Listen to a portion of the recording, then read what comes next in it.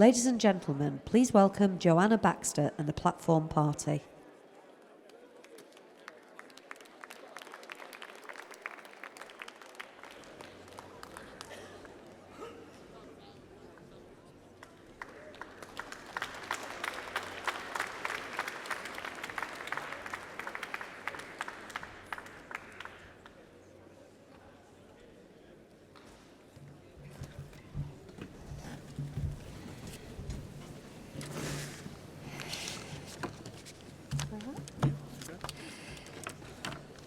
Good afternoon, conference. Afternoon, I like a response. So we're now going to continue with the economic debate that was started this morning. We're going to start by taking Contemporary Composite 5 on defend and promote our public services, which is to be moved by unison. And could the FBU be ready to second?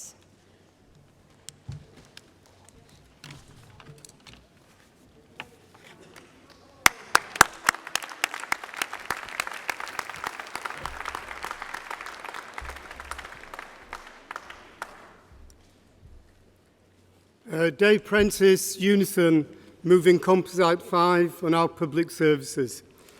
And I want to start at the very beginning by congratulating Jeremy on his re-election as Labour leader.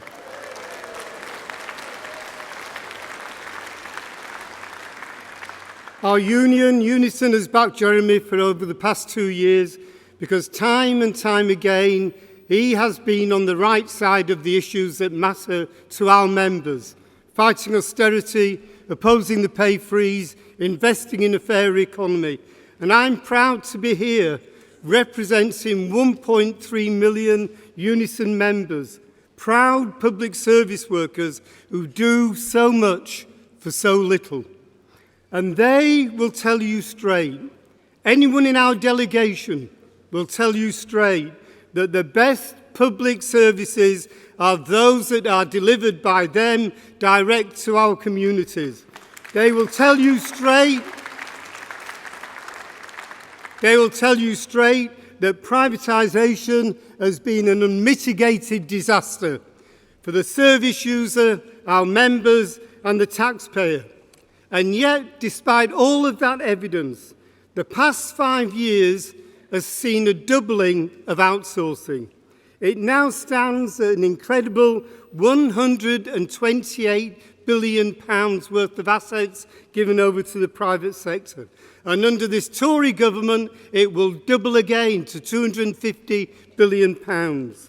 And the size of the state as we move forward, our welfare state, will shrink to levels not seen since the 1930s, undermining the welfare state and every part of our public sector. Conference, everything we stand for is at stake. Everything we have fought for is teetering on the edge. That's why we need a Labour Party committed to a programme of stopping and reversing the failed experiment of privatisation.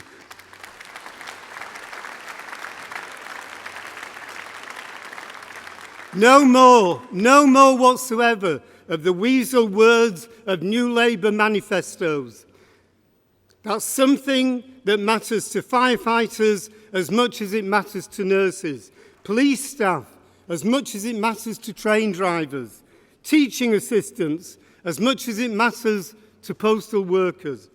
But the only way we can do that, the only way we can achieve anything is if we win the next election and we defeat the Tories. The National Health Service, the minimum wage, equal rights for women, our education system, they were not achieved by shouting loudly. They were achieved by us winning elections. And that is vital, absolutely vital, if we are going to get publicly owned public services, the best public services for our people. Conference, in many ways, the last year has been a wasted year, and we cannot afford another. If we are back here next year talking to ourselves about ourselves obsessing about rule changes, internal rows, then we will have failed the British people.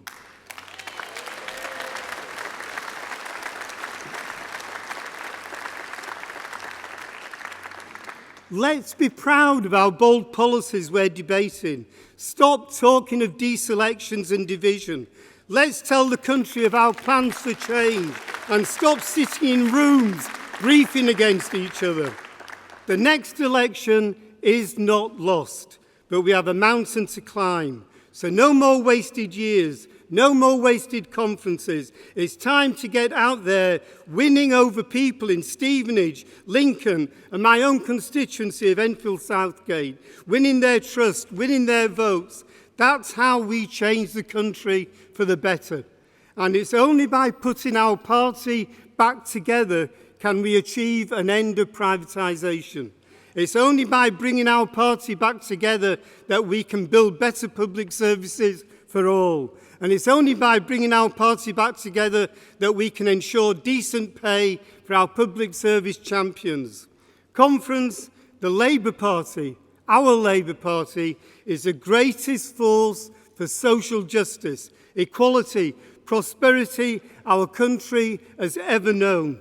To turn force into reality, we must be a party of government. That is why our movement was founded by the Labour Party, to win power for working people, to change our country. There can be no greater task. So let's do it together. Let's stand together, let's come together, let's unite, and in unison, let's take power back to our people at the next general election. I move.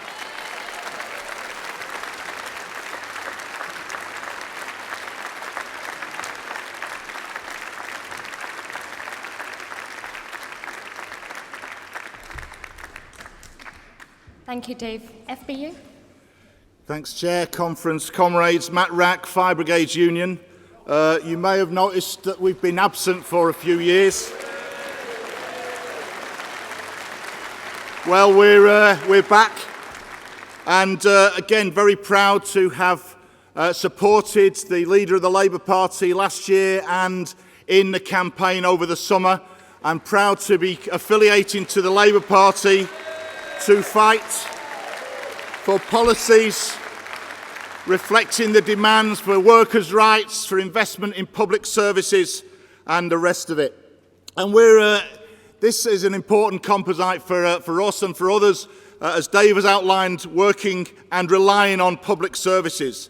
In my own service, the Fire and Rescue Service, we're really at a turning point.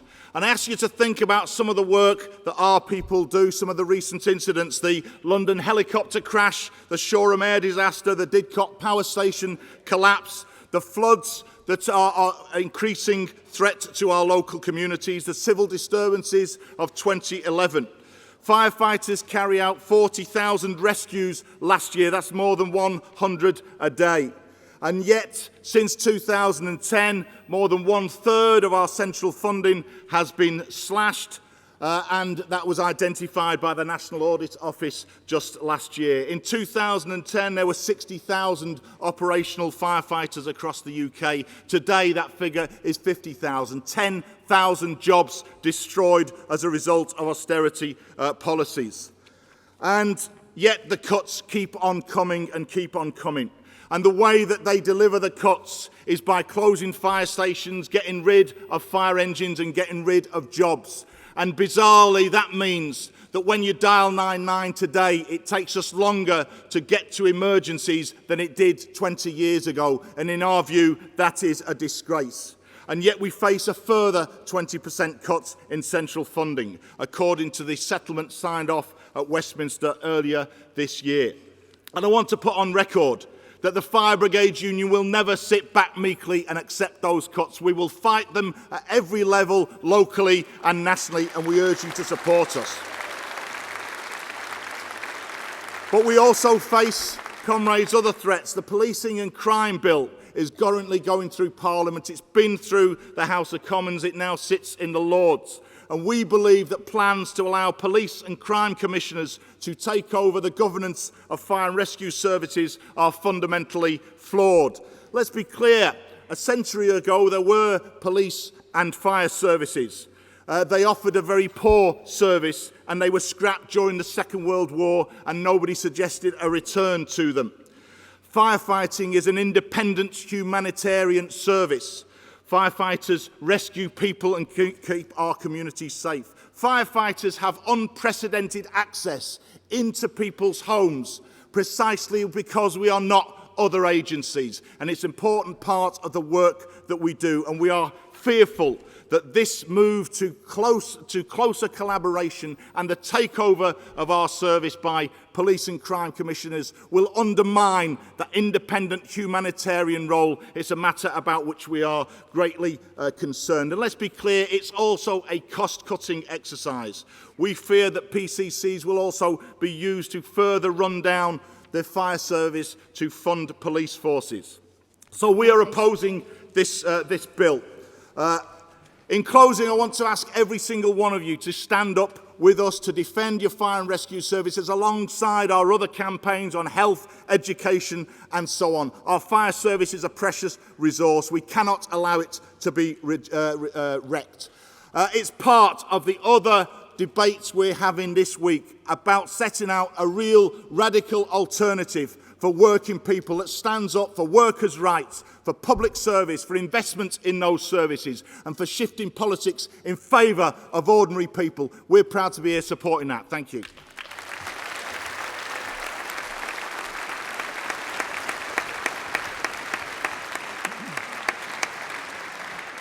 Thank you both. We'll now take the contemporary composite 6 on defend and promote our public services to be moved by Aslev. And could Lewisham West and Penge CLP be ready to second, please? Aslev.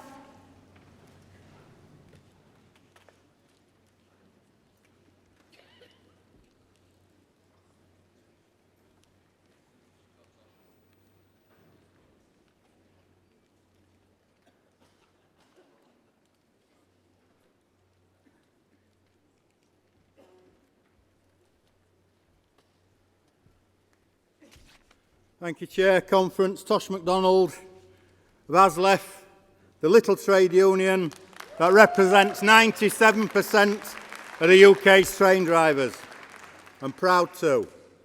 And what I want to say before I move on to this item, saying that we know, as train drivers, when things go wrong in our industry, when we see things like what's happened at Clapham Junction, like what happened at Hatfield, at Potters Bar, at Greytech, it's the fire service and the other publicly funded emergency services that come to the aid of our members and the passengers, and we will stand shoulder to shoulder with the Fire Brigade Union as they are being attacked by this evil government. Now, I'm proud to move this motion, this contemporary motion, not only on behalf of ASLEF but also on behalf of Doncaster Central CLP, my own constituency Labour Party. And you know, the Action for Rail in August published a report that the public money taken in dividends to the private rail operators increased in the last year by 21%. That amounts to £222 million of taxpayers' money paid out in the last year in dividends to the privateers. And we are so pleased, not only that we have a leadership that's going to take that back into public ownership to work for us, we're also pleased that that money will now come into investment, into the infrastructure, where our colleagues from the other unions work and build better infrastructure for our trains. We're so pleased that instead of that money going out and fares going up and staff numbers being cut, that money can now pay for investment to keep fares low and to keep staff on trains and bring more staff onto the platforms to help the public when they need assistance in our rail industry. Back in public ownership. And we want to work with our comrades who drive buses in an integrated public transport system, where we work together, we meet up with each other at a place where there isn't a rail line, and our colleagues who drive the buses take them on in public ownership. municipal, publicly owned and controlled bus services, there for where people need them, not where the most profit can be got. Now we're seeing driver-only operation. It's been around a long time, since the 80s. Mistakes were made introducing it then. And you know, we don't have to keep making the same mistakes over and over again. We have our disputes on Southern Failways. Our colleagues have disputes on Southern Failways. The passengers are in dispute with Southern Failways. But you know, we mustn't just blame these private companies. The DfT are behind it. Southern Railways is not a franchise. It's managing it for the DfT, and it is implementing the cuts that the DfT want to implement. And when we're in power, the Department for Transport should be about building and creating, not about cutting. When we see invitations to tender being put out for these franchises, on Northern Rail, it's the DfT that say 50% of the route miles on Northern Rail must be driver-only operation. But now, on Northern Rail, one of the biggest franchises in the country, there is no driver-only operation.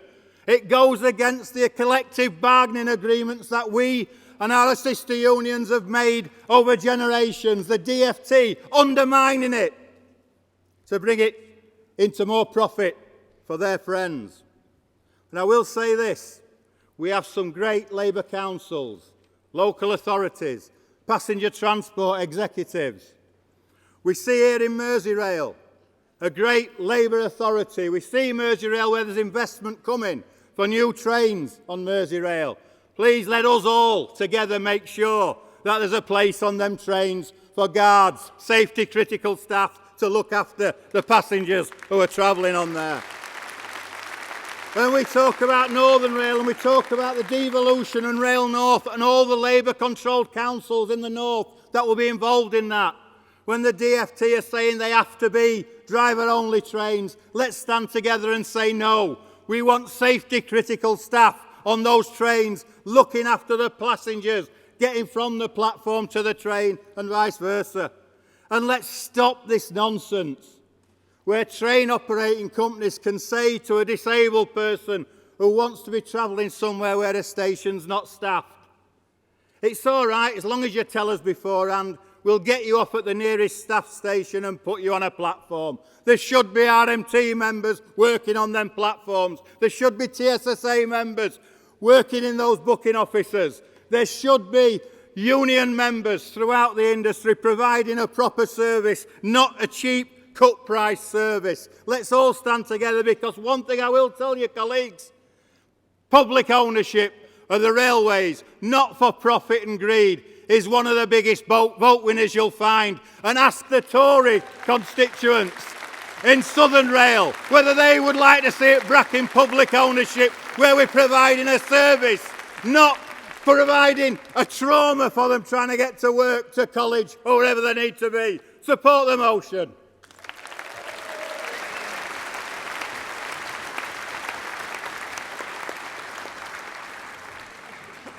So Lewisham Western Penge.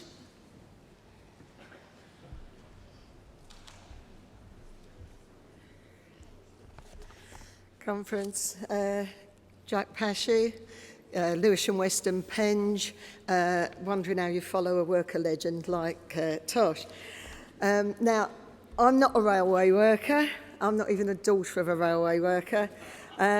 My dad worked in the North London furniture trade, and my mum worked in the rag trade, so I do know about the decimation of industry. Try and find any of that up there now. And I am a railway passenger. I know that service and safety are what the railways should be about. It's a vital resource, and it should be a respected industry, and its workers should be respected also, and we need to reclaim its ownership. We need to develop it, and we need to improve it, and we need to support its attendant industries. Customers want to be sold a ticket by a thinking human being who can discuss options, consider the best ticket and sort you out a ticket from the boundary zone 6. If you're coming out of London, you've got a pass like me, you need a human being. And especially you need a human being if, like my daughter, you've got a learning disability, who I had to say, don't buy your ticket from a ticket machine, because one, it befuddled and distressed her, but it never sold her the best price ticket, and it rarely sold her a ticket at the same price she bought it last week, and it was just a complete and utter disaster. And that's how it is for people who are a bit more vulnerable. You need a human being. And how often have I been unable to get the best price ticket from Bellingham on a Saturday afternoon because the ticket is shut? And then when I get to the platform, the train's just left, I've got 29 minutes to wait for the next one, because the franchise that we've got only offers us a half-hourly service. And on that line in London, that's one of the worst services that's provided on local trains in London. And I believe we're all safer if there's a second properly trained person on our trains who can help us if things go a bit wrong. And thinking back to vulnerable people, sometimes do go a bit wrong.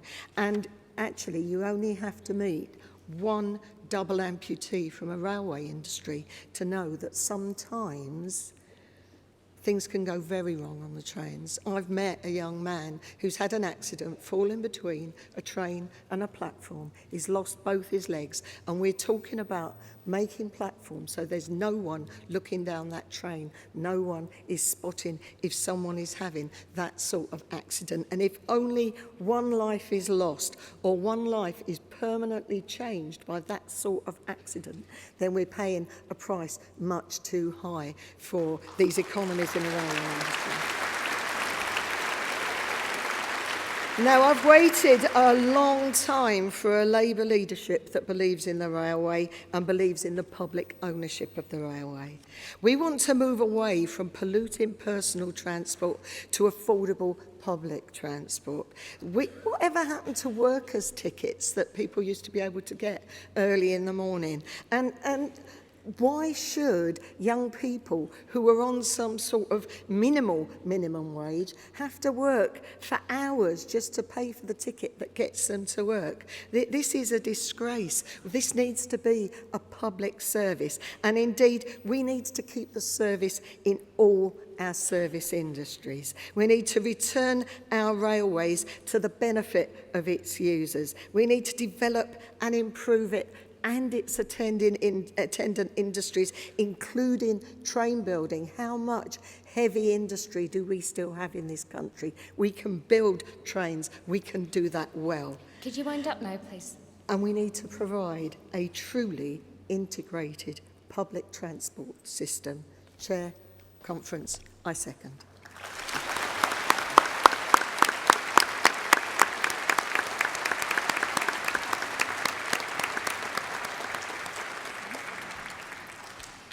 Thank you so much to everybody for those contributions. Can I now see all those who would wish to speak in the debate? I'm going to start at this end of the room and then I'll come over in the next round, if that's all right. I'll take groups of 3. There's someone waving a red book at the back with a jacket. There's a lady there with a white coat, jacket and pamphlet. And there's a gentleman just there with a white dark jacket.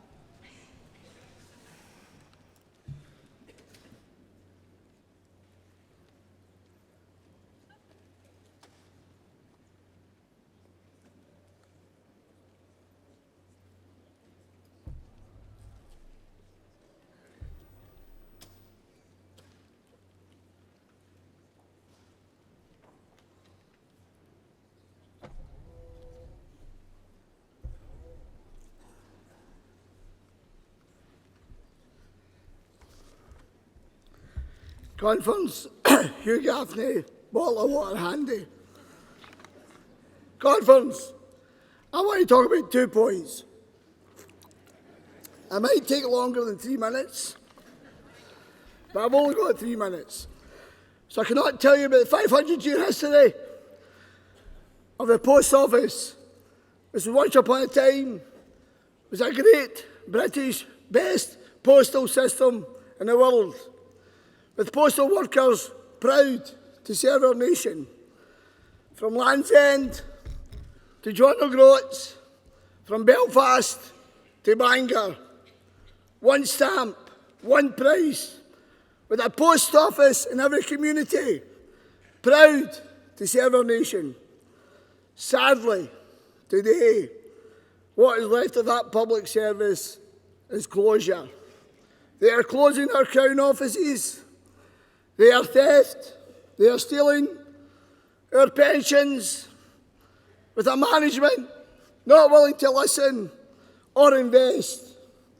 That management is not the one in-house. It's a Tory government. Sadly, they're the ones that are doing the less investment. But let's talk about another mismanagement now. One in Scotland. One who's running Scotland. The management of SNP. One policy. Independence. We've had 10 years of independence in Scotland. Just like Brexit. We had a referendum 2 years ago. The Scottish people voted to remain. 55% to remain in the UK. 55% clear to remain. This once-in-a-lifetime vote. What happened after Brexit? Scottish Labour paid the price. SNP sent down 56 lions. Lions to represent my nation, my country. Sadly, the lion has fell asleep at the wheel. Since Brexit, we now have a confused SNP. They still want independence from our UK lands, but yet they want the European governors to take our power. Conference, I didn't want Brexit. You didn't want Brexit, but you have to accept the result. And now, I'll go forward with that result. And I call upon the SNP, stop taking another 10 years of Indireffi. Call the Indireffi now and accept the result of the independence result. Let's get back to business in Scotland. Let's get back to the Scottish Parliament having the powers. The powers to deal with the housing, education, give the local government the money. And the hospitals need the money as well. And get your hands off of Monklands Hospital. Stop closing it down by departure. Last week, Labour returned. Coatbridge and Glenboig. Alec McVeigh. Scotland is coming back to Labour. We will come back to Labour in Scotland. And that's what I'm looking for, Scotland.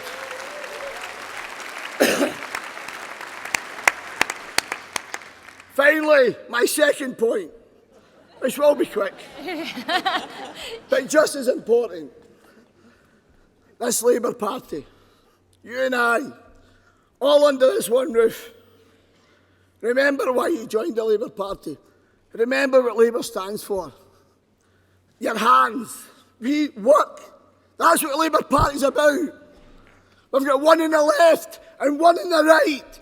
And when we come together, we're stronger. That's the Labour Party we want. Support that motion. Thank you, Conference.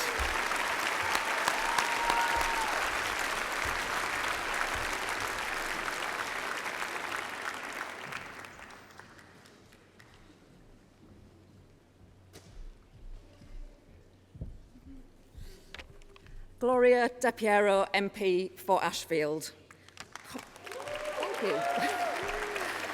Conference.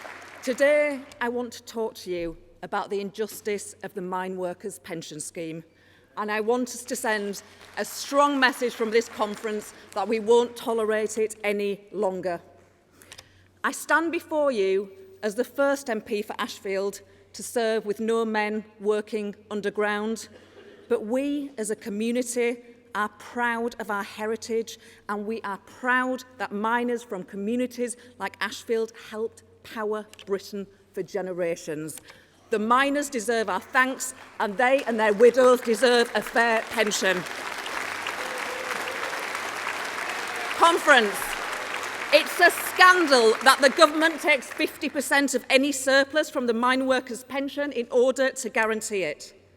All the miners ask is that the government negotiate for a fairer share of the risk between the miners and the taxpayer. It's not much to ask. So today, let's send a message from this conference to the miners and their families. You need us standing with you in this battle for a fair pension. We will be here. You deserve justice. We won't rest till you get it. You have fought for our movement. Now our movement will fight for you. Thank you, Conference.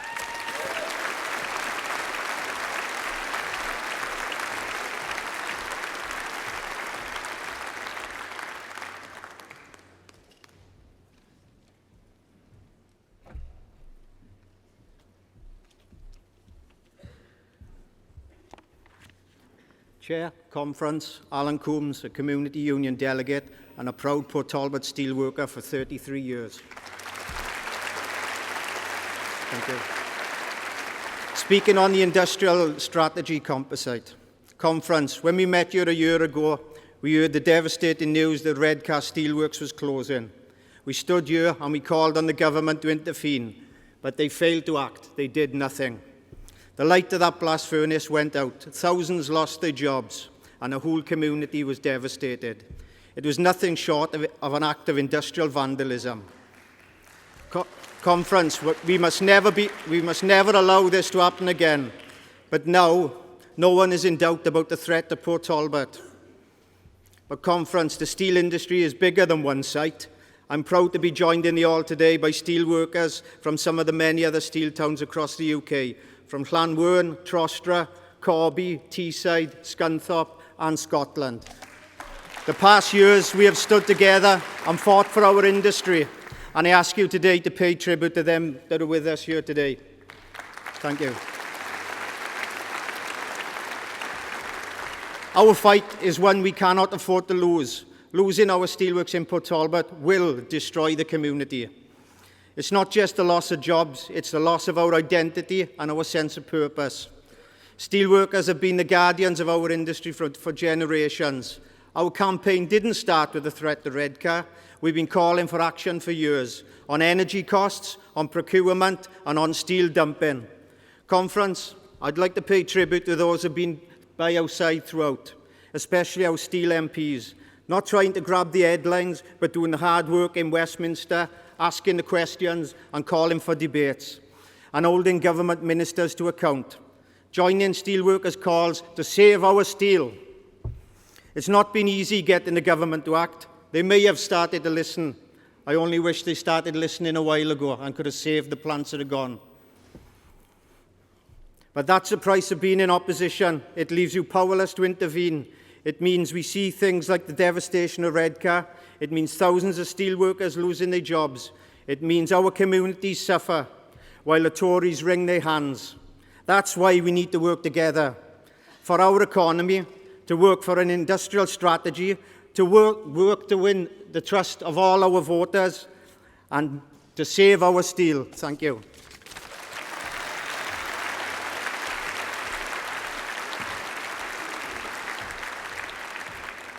Okay, I'm going to take 3 more speakers. So there's a lady waving a duck at the back.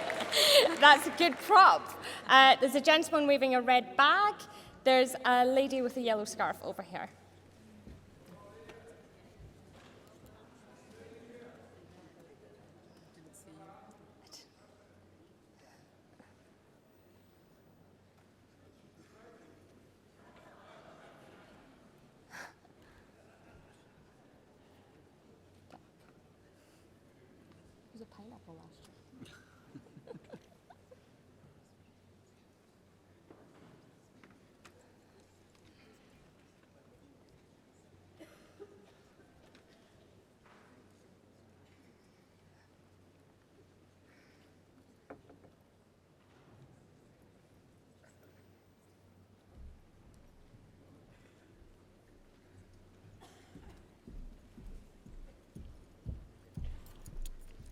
Afternoon, Conference. Professor Cecile Wright, Derby North CLP. I'd like to take this opportunity to pay tribute to our former Labour MP, Chris Williamson, who sadly lost his seat in last year's general election. I'm following on some of the issues that John McDonnell raised this morning about the economy. Conference, what is the purpose of an economy and economic growth? And economic growth is about who gets what. Economic growth should be about who gets the reward from it. Under the Tories, and let's be honest, the Lib Dem also in government, their aim was to ensure that the economy benefited the few. Under Labour, the economy should exist to benefit the many, as John McDonnell said this morning in his switch in emphasis to a more interventionist economy. For those benefits, did the Tories and the Lib Dem from 2010, for whose benefit did they run the economy? George Osborne and his Lib Dem henchman at the Treasury, Downing Alexandra, did their best to make the majority worse off and the few better off. How did they do this? Under the pretense of cutting the deficit, they attacked the living standards of many people. They attacked the public services. They called this austerity. Austerity appears to be for the many, the poor, cutting our public services, and not for the few. They cut real income to public sector workers. They cut benefits to the disabled. They cut ordinary families. They cut benefits to ordinary families, child benefit. We are now seeing a hike in student debt. I can go on, but I've only got a few minutes. The Labour Party, as John McDonnell quite rightly said this morning, is the only party that can work in the interest of us, work in the interest of the majority, indeed through his interventionist economic approach. We are the only party that can reverse the damage done to ordinary people's lives by the Tories and the Lib Dems. When I heard last week the Liberal leader, the Liberal Democrats conference last week, appealing to Labour voters to vote for them as they are the only ones that could oppose the Tories, I was shuddered with disbelief at the hypocrisy. For 5 years, the Lib Dems were willing partners with the Tories in attacking the living standards of our people.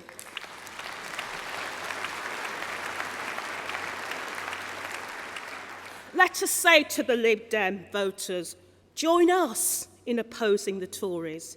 It is the Tories and the Lib Dems who exist to ensure that the economy benefits the few.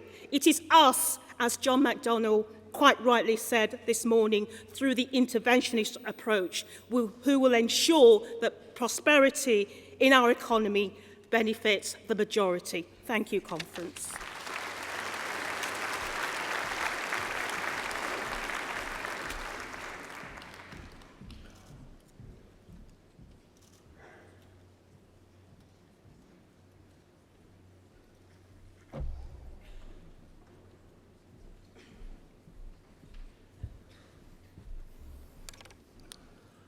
Comrades, Jason Turvey, Transport Salaried Staffs Association and first-time delegate, supporting Composite 6. Thank you. Conference, I'm very pleased to speak in support of this composite. Over the last 20 or so years, privatisation has created an expensive, fragmented and inefficient railway network. It has long since stopped looking to serve the public, instead becoming a cash cow for fat cat privateers. It's created a railway not run for the benefit of its users, but for the benefit of shareholders. It's created a situation where rail users have become collateral damage in industrial disputes, like we're seeing on Southern, a complete basket case of a franchise undertaking a state-sponsored and sustained attack on its own staff. Thousands of people who rely on Southern have suffered for months at the hands of the franchise holder. They've seen trains cancelled, even when crews were available to run them. They've seen their timetables rewritten, then amended, and then trains cancelled again. They've left for work having no idea when they'll get there, and even less idea about what time they'll get home. We've seen 300 trains cancelled from the published timetable, and the excuse Southern used was high levels of staff sickness. You must be a pretty shoddy employer if you're so certain that your staff will go sick that you can timetable for it. Frankly,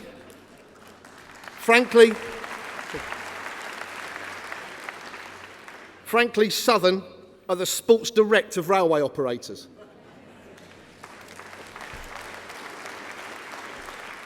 We've seen Southern make millions in profits and at the same time take millions of pounds in bungs from the government to continue their attacks on their staff, on safety and on service.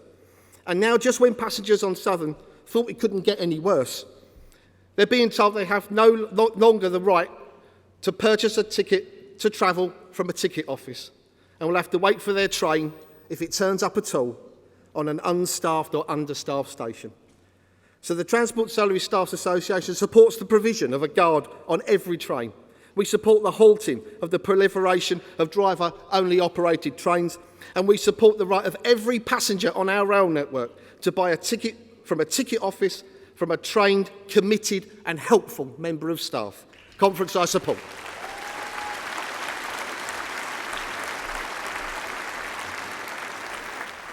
Conference, just before the next speaker starts, can I just see if there are other people who would like to speak in the debate?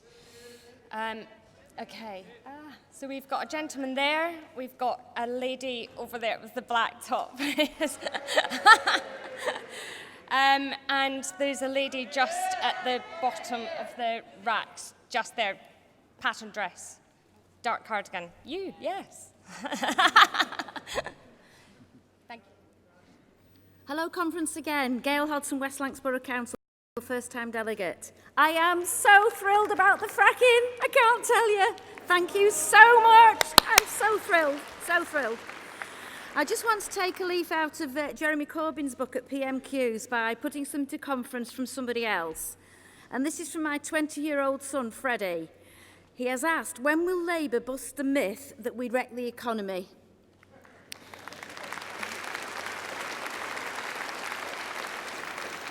This is still what we are hearing on the doorstep, as the Tories have made a good job of embedding this false rhetoric. We need a sustained campaign to bust the myth on the front foot and not just addressing the subject in defence. We need to be putting out there a clear statement of fact in leaflets and on social media exactly how the economic crash happened.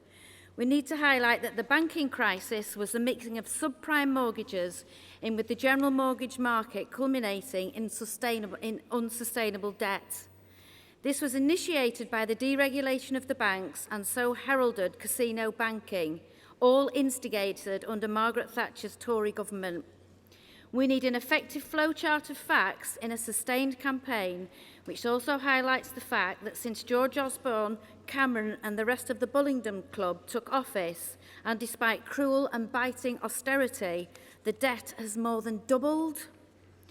And so it continues into this current Labour administration. Osborne borrowed more in 5 years than Labour did in 13.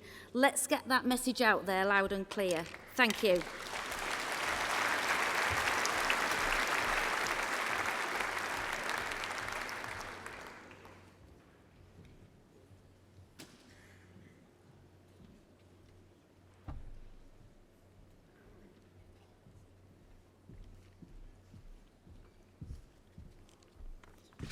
Afternoon Conference. I'm Councillor Kerry Corley, a mother of twins, with another on the way and first-time delegate. I represent the Dormanstown ward, a suburb of Redcar in Teesside, which includes a large number of former employees of the SSI Steelworks. Our town was perhaps hit hardest by the demise of the SSI Steelworks, which followed the Tory government's determination not to stop in providing and rescuing our package and steelmaking in the North East. Dormanstown's a small community, around 6,000 people. Iron and steelmaking is in their hearts and in their blood. The closure of the plant 12 months ago was a massive blow to my community, my town, my family, my friends.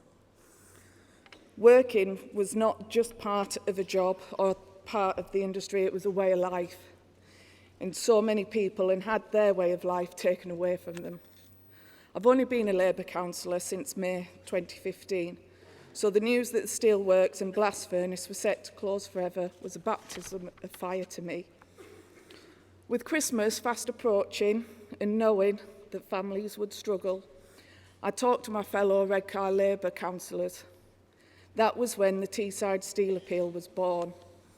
The appeal gathered momentum quickly and was supported with donations of toys, gifts and cash. Sufficient were the donations that the appeal was able to offer support to over 300 families in their time of need. Trade unions were massive and magnificent supporters of the fund, as were local community groups, churches, businesses and individuals.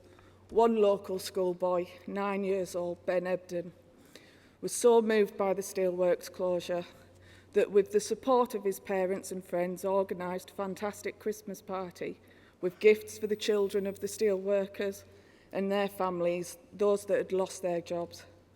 1 year on, and the Steel Appeal Committee is working with Redcar MP Anna Turley. We're working to try and use the residue of the funds from the appeal to make sure that there's a lasting support legacy to those who continue to be affected by the steelworks closure. We in Redcar sought your support for our campaign a year ago today, and I'm thanking you today on behalf of everybody, to everybody who helped. Thank you. Dormanstown was built in 1917 specifically to house the employees of the families of the Dorman Long Iron and Steel Works, later part of the nationalised British Steel. Every day we see the steelworks once bustling and noisy, dirty even, but now it stands silent, the blast furnace, a lonely, broken iron man, slowly crumbling on the mouth of the River Tees. Although we lost our steelworks, we have not lost our hearts, we have not lost our hope.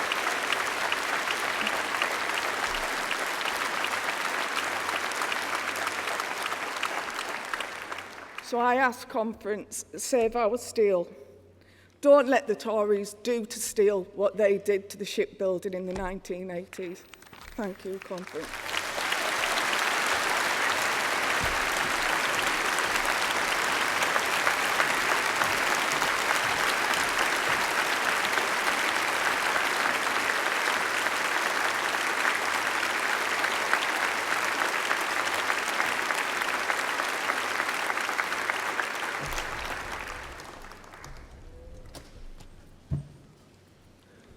Comrades, Neil Finlay, Member of the Scottish Parliament for the Lothian region.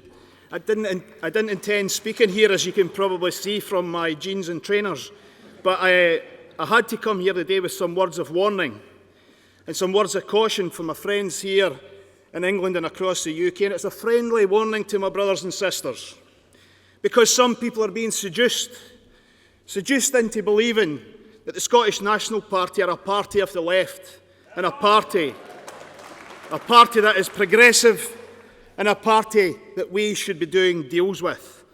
Well, let me tell you it like it is, a few home truths.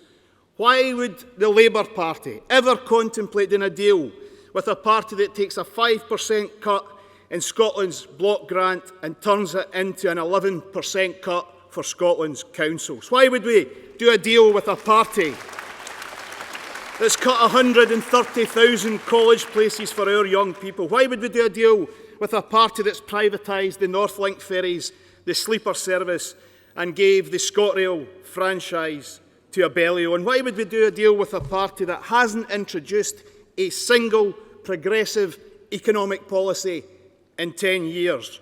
And why would we do a deal with a party that wants to divide us on the basis of nation instead of uniting us on the basis of our class?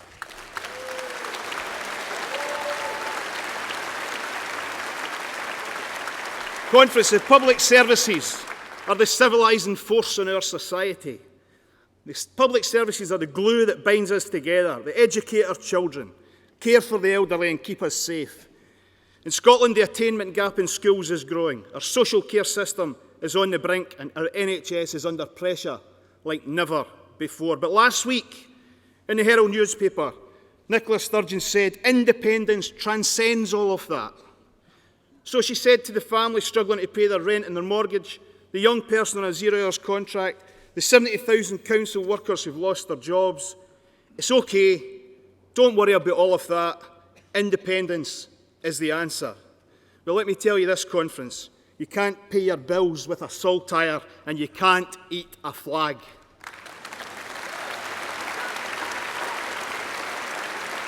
So I say to my friends and comrades across the UK, don't judge the nationalists by their rhetoric, judge them on their failure to protect our essential services.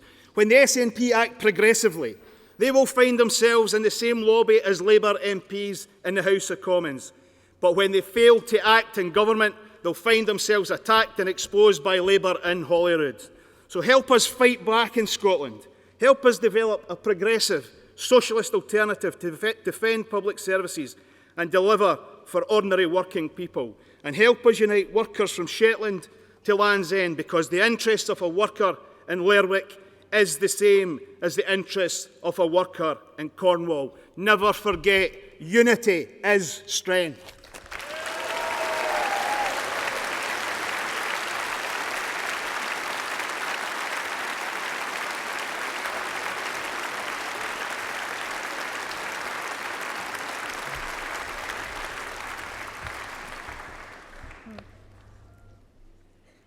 Thank you, Chair. That's all right.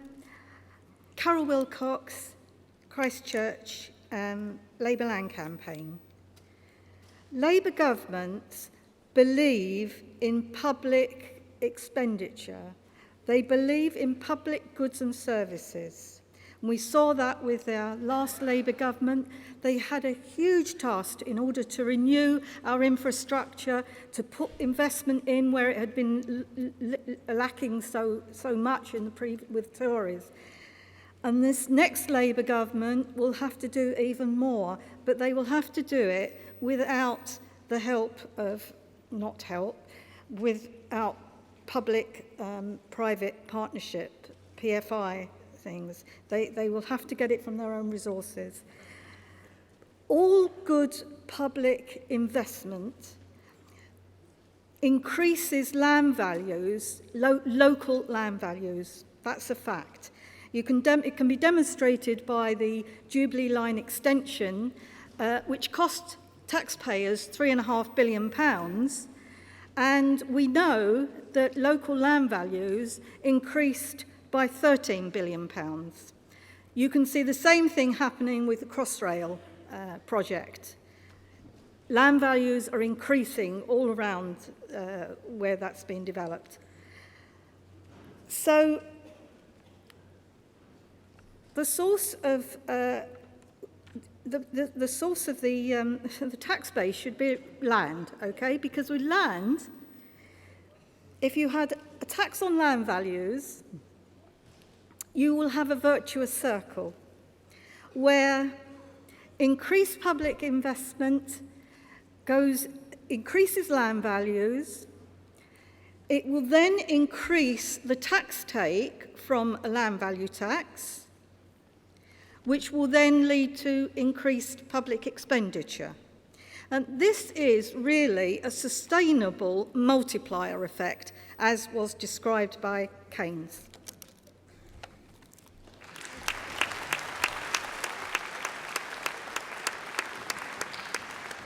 Conference, we probably have time for one more speaker. And I'm just going to pick the person that jumped up first, which was the person right there. Blue pamphlet.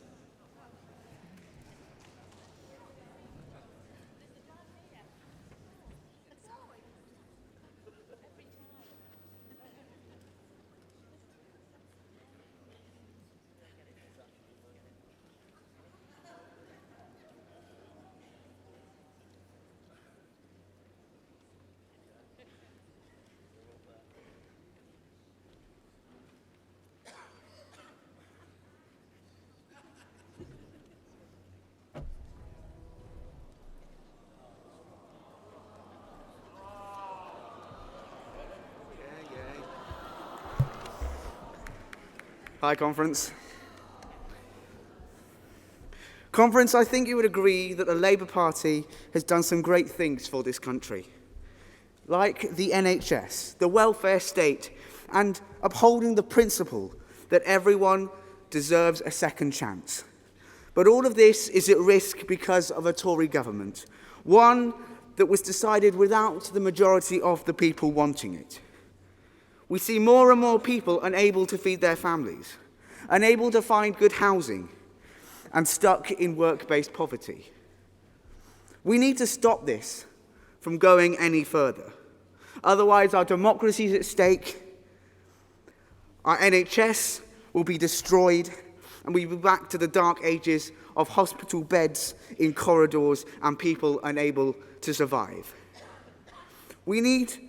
We stop this by winning in 2020. Winning is the way we can really implement the policies that we want, like a reliable and affordable railway in the hands of the public, the end to exploitative zero-hours contracts, and the largest house-building project since the Second World War. To do this, we need three things. We need unity, principles, and activism. We need a party that is strong together, a parliamentary party that respects the leader and the membership's decision to elect them.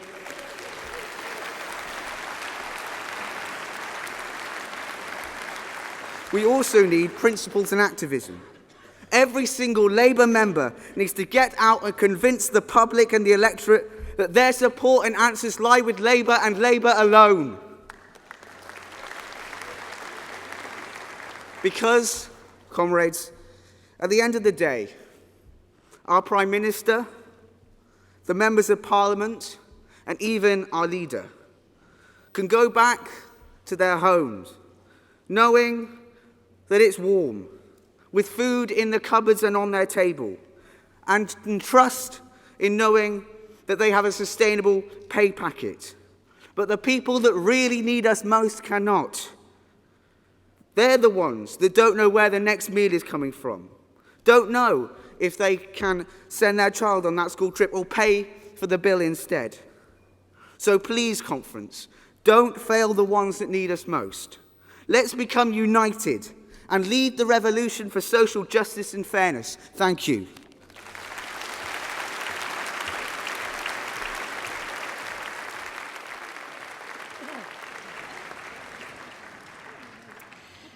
Conference.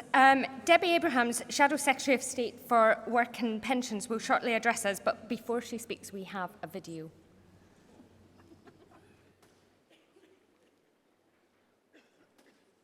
Good morning, Mr Blake. I'm appointed to carry out assessments for employment and support allowance. Can you walk more than 50 metres? Yes. Can you raise either arm as if to put something in your top pocket? Yes. Can I ask you a question? Are you medically qualified? I've had a major heart attack. I've been told by my doctor I'm not supposed to go back to work yet. I'm afraid you must continue to look for work, or your benefit payments will be frozen. There must be some mistake. If you've been deemed fit for work, your only option is job seekers allowance. Well, I want to appeal. You have to apply online, sir. I was a carpenter. I've never been anywhere near a computer. So you need to run the mouse up the screen. No. Not now. No, not like that. I'm just going round in circles. I'm going to have to ask I'm you trying to to explain leave. to you a situation and you don't care. I've got Right. about 12 quid in my purse. Do you know what? You've created a scene, all right? Jesus What am I supposed Christ! to do? Who's first in this queue? I am. Do you mind if this young lass signs on first? No, you carry on. This isn't your concern. I want you to get out as well. It's a monumental farce, isn't it? Looking for non-existent jobs. And all it does is humiliate me. You've done nothing to be ashamed of. You're alone with 2 kids. You've done amazing. I've seen it before. Good people on the street. You could lose everything. Well, I'm not going to give up. When you lose your self-respect, you're done for.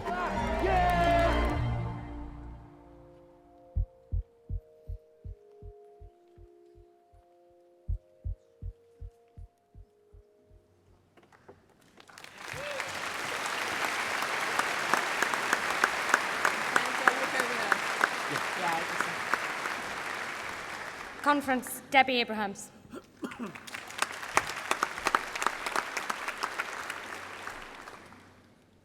Conference, I hope you enjoyed that video as much as I did. We actually went to see the film on Saturday. It is so moving, and if I could just at this moment thank Ken Loach and the production team for allowing us to show that trailer.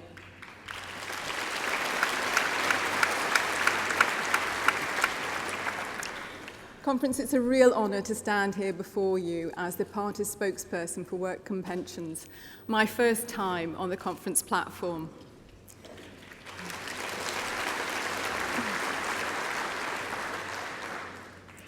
Conference, we live in troubling times. Our nation seems more adrift than ever. Our troubles often seem insurmountable. But when I'm faced with complexity and difficulties, I recall some wise words. The more complicated something is, the more important it is to define what your simple truths are. So what are my simple truths? First, I'm a socialist. I believe that a society is stronger, can achieve more when we stand together, and that every citizen has an equal stake in our future. It is to me a simple truth that a nation aspiring to decency and fairness does not punish the disabled and disadvantaged. It is to me a simple truth that the way a government prioritizes finite finances reveals its authentic self. So when this government, this Tory government, imposes the bedroom tax on disabled people but gives tax breaks to millionaires, then their own simple truths are laid bare.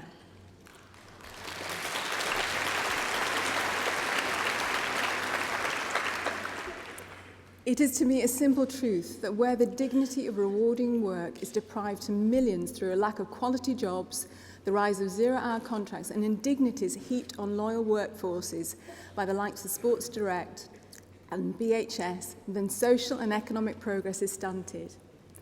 And it is also a simple truth that targeting the most vulnerable in our society damages the least vulnerable too.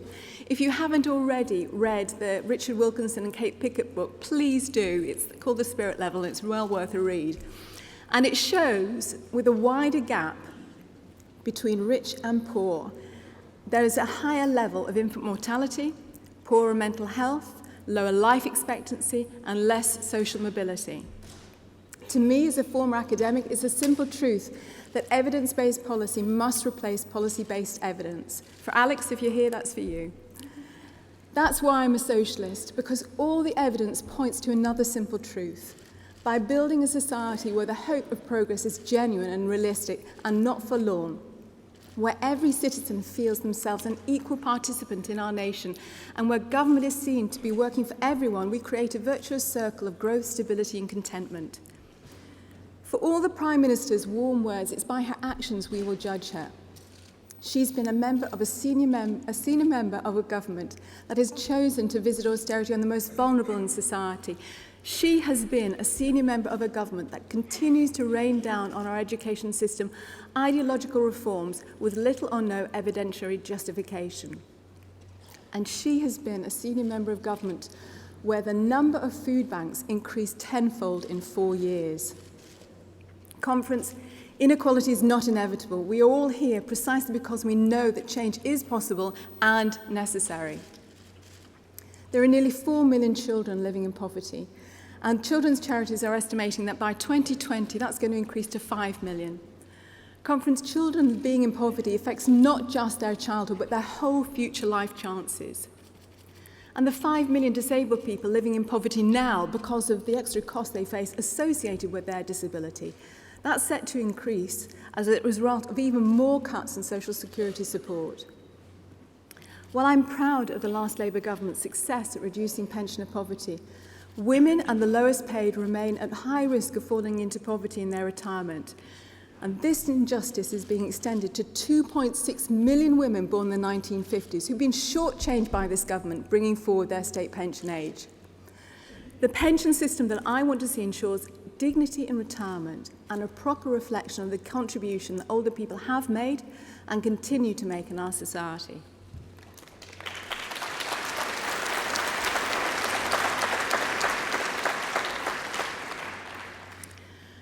Conference. This government has fostered an insidious culture of fear and blame to justify their programme of cuts. deliberately attempting to vilify social security claimants as the new undeserving poor. I wanted to show that trailer from Ken Loach because I think it epitomises what's wrong with the current social security system. I believe there is a better way, a fairer way, one where Britain is the centre of a new industrial revolution with industries and technologies as diverse as our people. To achieve this, we need to invest in our greatest asset, our citizens, nurturing a highly skilled workforce and rebuilding our country. For too long, the labour market has been dominated by poor quality, low-paid, insecure jobs, resulting in 2/3 of children living in poverty coming from working families. 4 in every 5 people working in low-paid jobs now will be stuck in low-paid jobs in 10 years' time. For those unable to work through illness or disability, we need to transform our social security system to one that is efficient, responsive, and provides basic support. Time and time again, I hear how worthless the system makes people feel, even dehumanised. For the vast majority of people who have paid into it all their working lives, this is like a slap in the face. People often feel desperate, have been left destitute, and have even died. I want to change the culture of our social security system and how the public see it. I believe that, like the NHS, it's based on principles of inclusion, support, and security for all, assuring us all of our dignity and the basics of life were we to fall on hard times or become incapacitated, giving us a hand up, not a handout. Work should always pay more than being on social security, but being in work shouldn't mean living in poverty, and neither should being on social security.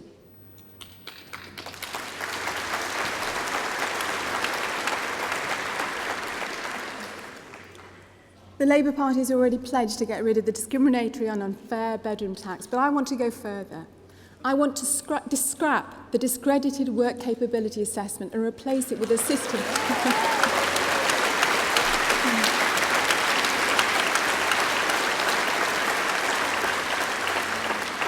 I'll say that again. I want to scrap the discredited work capability assessment. And I want to replace it with a system based on personalised, holistic support, one that provides each individual a tailored plan, building on their strengths and addressing their barriers, whether skills, health, care, transport or housing related. The government's punitive sanction system must go too. So Job Centre Plus and employment support providers' performance will not just be assessed on how many people they get off their books. And I want to see disabled people better supported into and at work. We will halve the disability employment gap, and when we say it, we mean it. And we will tackle other labour market inequalities too. I believe in a fair and just Britain, one where everyone can get on and no one is left behind. Labour's policies will deliver prosperity for all and tackle the inequalities and poverty in Britain today. I challenge the government to deliver theirs. Thank you, Conference.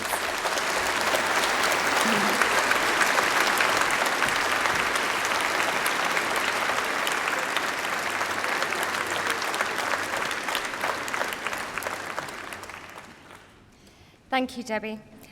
We'll now take a short item on Workplace 2020, and I'd like to invite Ian Lavery to address the conference.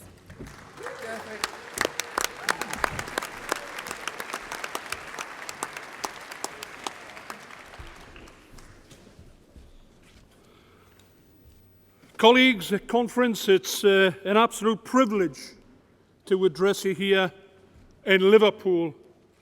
Liverpool's a city with proud labour and trade union traditions. It's got a great and rich, diverse history. It's a city that knows through its own painful experiences what devastation a Conservative government can wreak on its own citizens. And astonishingly, incredibly, the Tories are claiming to be the party of working people. They claim to represent communities like those here in Liverpool, like those in my native North East, and work in villages, towns, and regions across Britain. Comrades, conference, what a con this is. And it's a message which we've got to get out to everyone in our communities. The Tories destroy communities and don't support hard-working people. Comrades here in Liverpool and back home in the northeast, right across the country, we can remember what the Tories did the last time round. And we can see what they're looking to do now and how they're treating whole swathes of society now. My own history is scarred by the impact of a Conservative government. I come from a town in the northeast, a coalfield in the northeast, built on coal and built around the pit, built around the colliery. And during the miners' strike as a young man, I saw the power of government being wielded unceremoniously against its citizens. And that later changed my life. It left an indelible mark on me as an individual, on my family, and on my colleagues and friends. But what a year it was. It showed the best qualities of men and women in our communities, the way we banded together for the cause of justice and equality. And it also taught me one very important thing, and that is never ever trust a Conservative government with the lives of working people. Colleagues, 30 years later, and the Conservatives are back in power again. They talk tough on society's ills, but under the government, many people don't only not have employment rights, they now feel lucky to get any scrap of employment, any scrap of work offered. They're expected to accept the crumbs from the table, whilst employers and shareholders feast on vast profits. 6 million people earn less than the living wage. Young people are stuck at home, unable to live independently because they haven't got a clue when they'll be able to work, when they will work, how much they learn from week to week. They haven't got enough to pay their bills. And almost 1 million people are now employed on 0-hour contracts. And whilst the Tories turn the fire on the trade unions, the unscrupulous and exploitative business practices, such as those recently revealed at Sports Direct and BHS, are going unchecked. Colleagues, conference, the rotten Sports Direct model of employment must be banished into history, and that is something which the party must do immediately. Colleagues, the Trade Union Act received royal assent on the 4th of May. It's undoubtedly the most pernicious legislation passed before the Commons. It further shrinks working people's rights in a country already described as the most restrictive in the Western world. But I want to give you a warning. We didn't win entirely with the trade union bill. And the Tories will be back to try and implement those concessions they gave at that time. We need to be aware at all times that they will be looking to implement some of the worst parts of the bill which they give concessions at this time. But comrades, what is the Labour Party response? The Labour Party response is Workplace 2020. It's a vision of the future. We want everyone to be part of this. We're working very closely with the trade unions. It'll be the biggest discussion with working people and employers in a generation. It underlines how serious we are about creating workplaces fit for the future.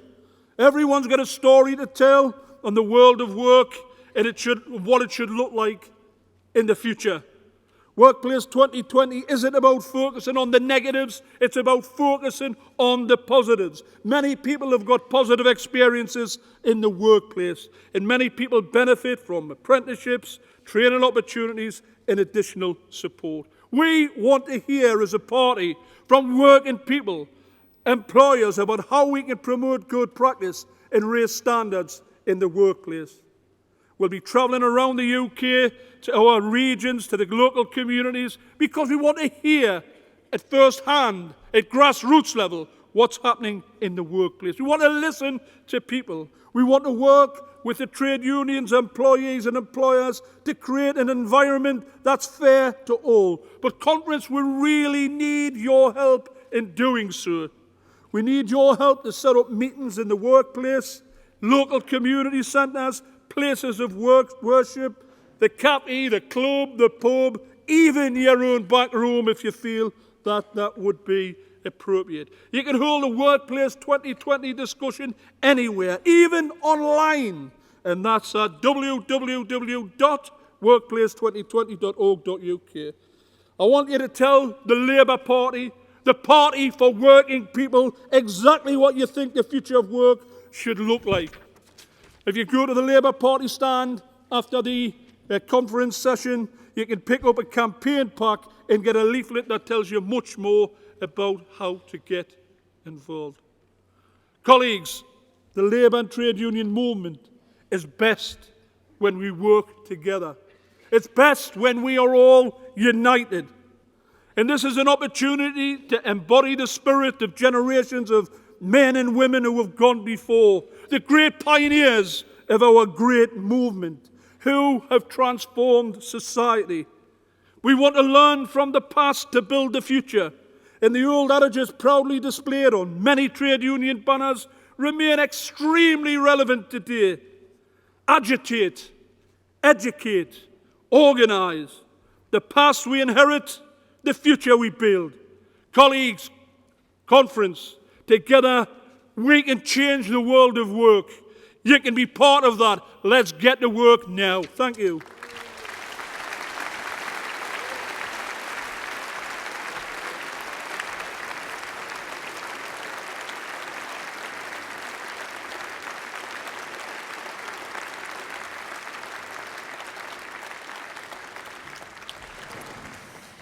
Thank you, Ian. Conference, I'd now like to welcome Jacqueline Thomas, a community union delegate and a steelworker from Llanwern. Jacqueline.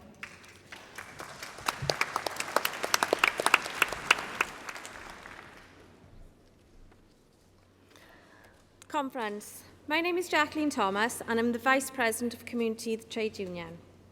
Conference, I'm a proud steelworker, a proud feminist, proud trade unionist and a proud councillor. I work at Llanwern Steelworks in South Wales and I come from a little place called Tredegar. Tredegar's done many great things, including giving us Nye Bevan, who in turn gave us the NHS. Yet many people of Tredegar now live in great poverty. And this is because at one time we had over 14,500 people who worked across our valley in Blaenau Gwent at the Ebervale Steelworks. When it closed, some workers went to work in Llanwern, Port Talbot and Trostra. But many of the local firms that supplied contracts to the work closed. And as a result, this poverty trickled down the whole of the Blaenau Gwent economy, leading to many being out of work, wondering where the next meal is going to come from. And now, 14 years later, Llanwern and Port Talbot face the same fate. If they close too, the deprivation that exists in Tredegar and Blaenau Gwent will turn into destitution right across the South Wales valleys. 62% of the people living in Blaenau Gwent voted to leave despite receiving over £4 million in EU investment. They voted that way because they wanted to take back control. They believed the myths, yes, but they were tired of the way that the economy was working for them.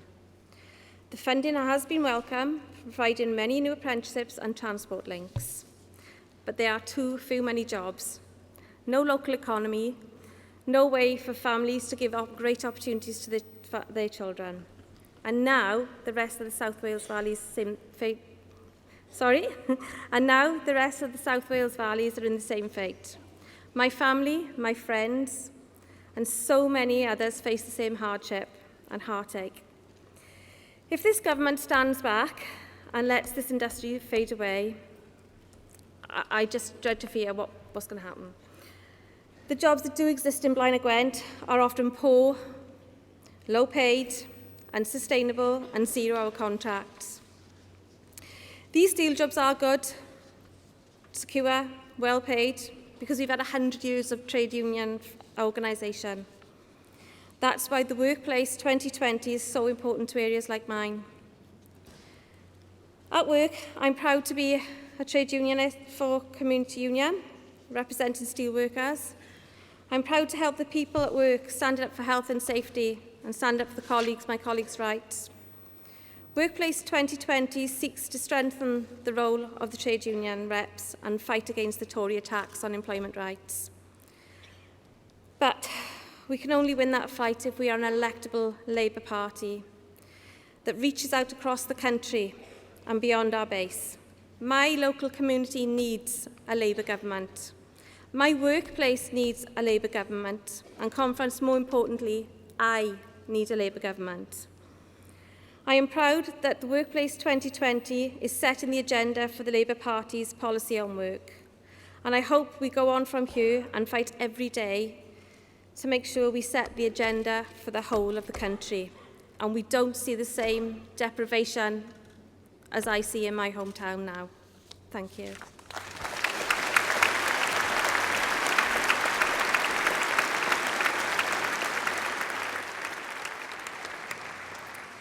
Thank you very much, Jacqueline.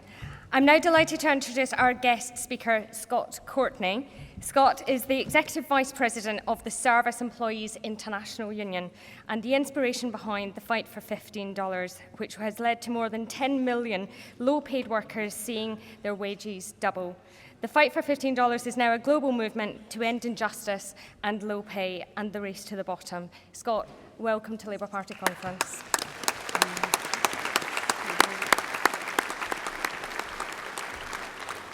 Thank you very much. Good afternoon, brothers and sisters. It's truly an honor for me to be here today, particularly to recognize the next Prime Minister of the UK, Jeremy Corbyn.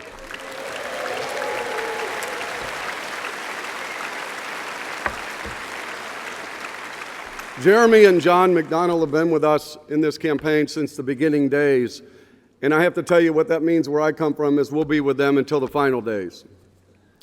I'm here to talk about the crisis facing workers around the world and what we're trying to do about it in the United States, particularly with the Fight for 15. But a little about myself before I start. I grew up in Springfield, Illinois, which is the home of both Abraham Lincoln and Bart Simpson. It's a town about 300 kilometers to the south of Chicago. A working-class town, about 100,000 people. When I grew up there, there were 6 factories and a whole lot of farms. And what we learned about capitalism was a story that was told through 2 cows. Have people heard this before? Oh, good. It'll be new. So what we learned was that in traditional capitalism, you have 2 cows. You sell one and buy a bull. Your herd multiplies. The economy grows. You work really hard. Then one day you sell off your herd and you retire on the income. That sound familiar? That's how capitalism is supposed to work. Since then, I've learned that there are some different versions of capitalism depending on where you go. I'll give you a few examples. In Ireland, you have the same 2 cows. You sell one, you expect the other one to produce the milk of 4 cows, and then you're surprised when it dies. In France, you have 2 cows, but you want 3, so you go on strike. In Germany, you have 2 cows, but you re-engineer them so they live for 100 years, they eat once a month, and they milk themselves. In Italy, you have 2 cows, but you can't find them, so you go to lunch. In Switzerland, you don't have 2 cows, you have 5,000 cows. None of them belong to you, but you charge outrageous fees to others for storing them. In Japan, you have 2 cows, but you redesign them so that they're 1/10 the size of an ordinary cow and produce 20 times the milk. You then create clever cow cartoon images called Cowkymon, and you market them around the world. Here in Great Britain, well, you have 2 cows, but they're both mad.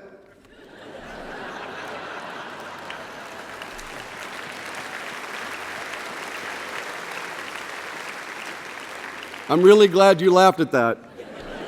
They didn't show me the back way out. Now, let me tell you how it works in the United States today. You take the same 2 cows, you sell 3 of them to your publicly listed company. Then you execute a debt equity swap so that you get 4 cows back with a tax exemption for a 5th. The milk rights of your 6 cows are then transferred to your Cayman Island company, which sells the rights to your 7 cows back to your company. The annual report says the company owns 8 cows with an option on 1 more. So you sell 1 cow, you buy a new president of the United States, leaving you with 9 cows, and the public buys your bull.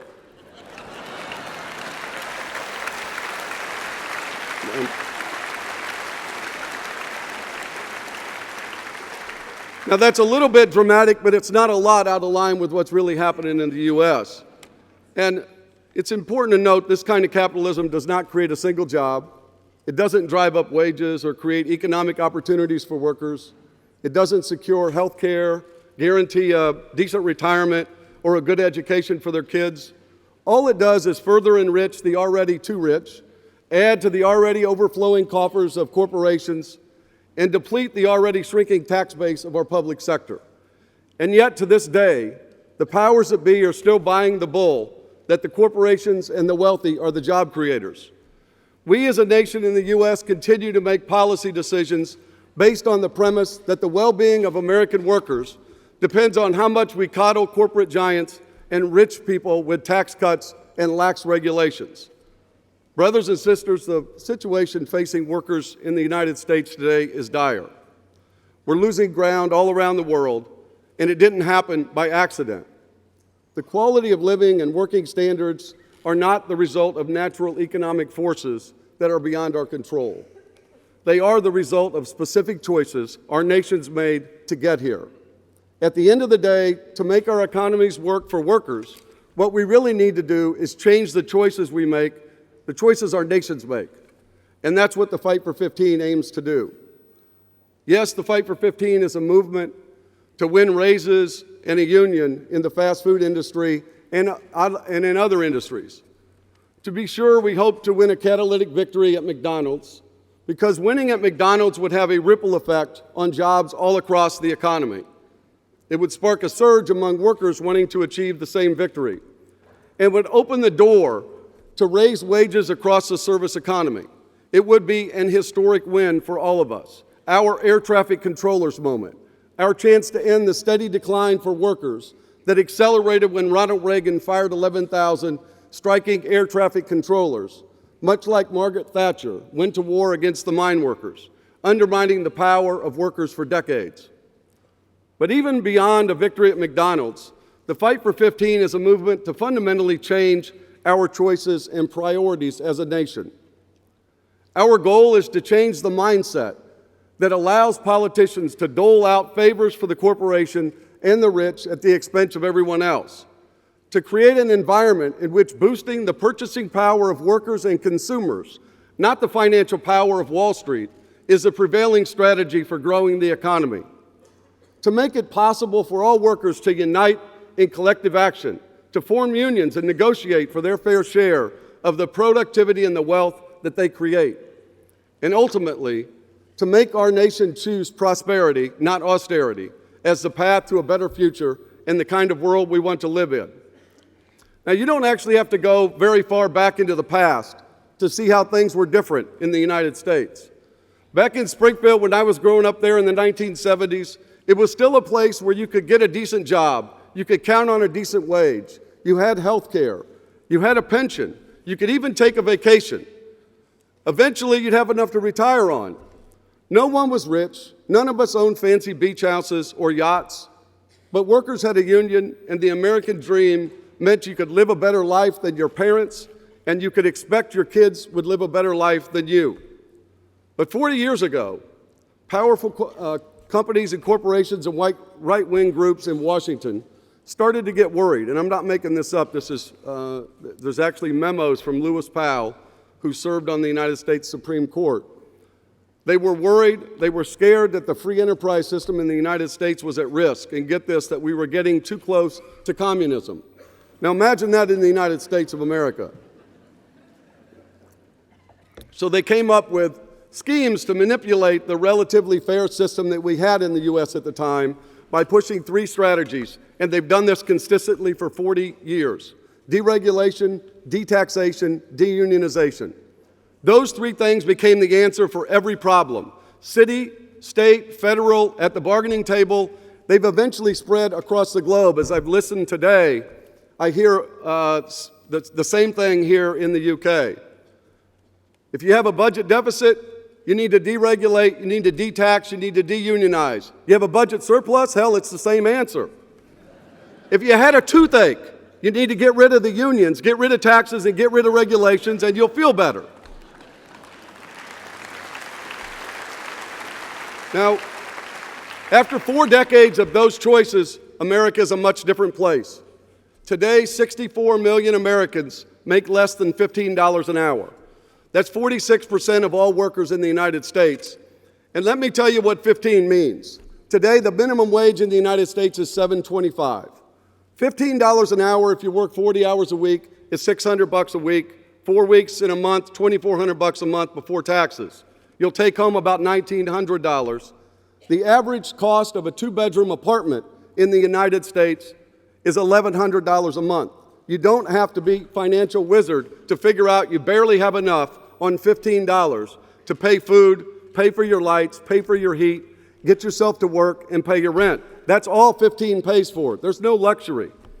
Today in the United States, 64 million workers don't make that.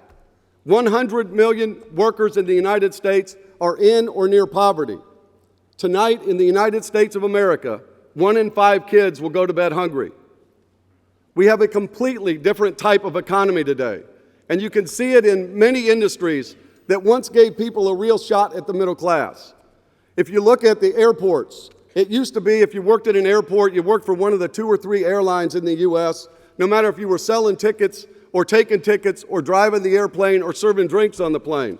Today, instead of working for those 3 or 4 airlines, you work for a contractor of a contractor of a contractor of the airline. You're 4, 5, or 6 steps removed from the real boss and where the real money is. And as a result of that, those jobs that in 1975 in the airports, those jobs were union, decent wages, had a pension, had health insurance. Today they make $7.25 an hour, no pension, no health insurance, no nothing. And in fact, it's worse than that in airports. If you push one of the wheelchairs around, you're not allowed to ask for a tip, but you're allowed to accept them. So because of that, you're only paid $2 an hour. That's a fact. That's what it is like in the U.S. in an industry that was 100% union where people had decent jobs. Truck drivers, the same story. 1975, virtually every truck driver in the United States was in the Teamsters Union. They weren't rich. It was hard work. But they had a decent life. They could make a fair wage. They could hope if they did everything right, they played by the rules, they could get their kid into school and their kid would live a better life. Today, because of deregulation, the union has been busted. Almost no truck drivers in the United States are in the Teamsters Union today. These did not happen by accident. They didn't happen because we lack money, and it didn't happen because it was some false choice. These are choices and priorities that our country made. Last year, just to give you a few examples of some of our choices. Last year, the money given out in Wall Street bonuses, not pay, bonuses, was more than the total earnings of every American making the minimum wage. That's a choice. Today, corporate profits make up the largest ever share of the United States economy, and wages make up the lowest share. That's a choice. Today, the pay of the average fast food CEO is more than 1,200 times the average fast food worker. That's also a choice. Corporations like McDonald's pay so little, their workers are forced to rely on food stamps and other public assistance at the expense of taxpayers. Choices. Their low-road, low-wage, zero-hour, high-turnover business model hurts everyone. Their workers, their competitors, their suppliers, governments, consumers, and others all across the globe. This is a company that operates in 190 countries on 6 continents. Second largest corporation in the world, 2 million workers. They get a lot of benefits from being a big player. Huge profits, more advantages and special treatment. Sort of like here in the UK where McDonald's extracted 43 million pounds from the government to subsidize apprenticeships where young workers are paid less than the minimum wage. That's also a choice. But already in the U.S., as a result of the Fight for 15, our world is changing. The political center in the U.S. has moved, and wages are going up all over the country. In 2012, Barack Obama was reelected, and we had the first strikes in New York City. 180 courageous, brave fast food workers walked off their job.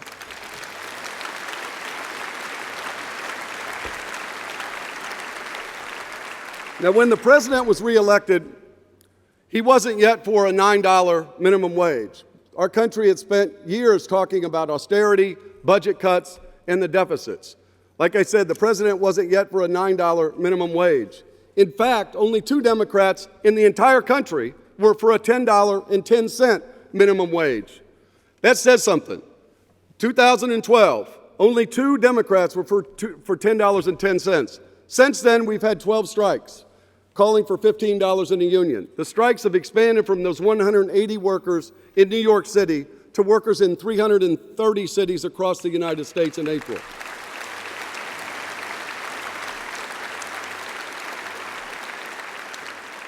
And the Fight for 15 has exploded into a broad-based movement with home care workers and child care workers and airport workers, adjunct college professors, and all kinds of other workers joining in. And now it seems like we're living in an entirely different world. Hillary Clinton is running for president, and she supports $15 an hour.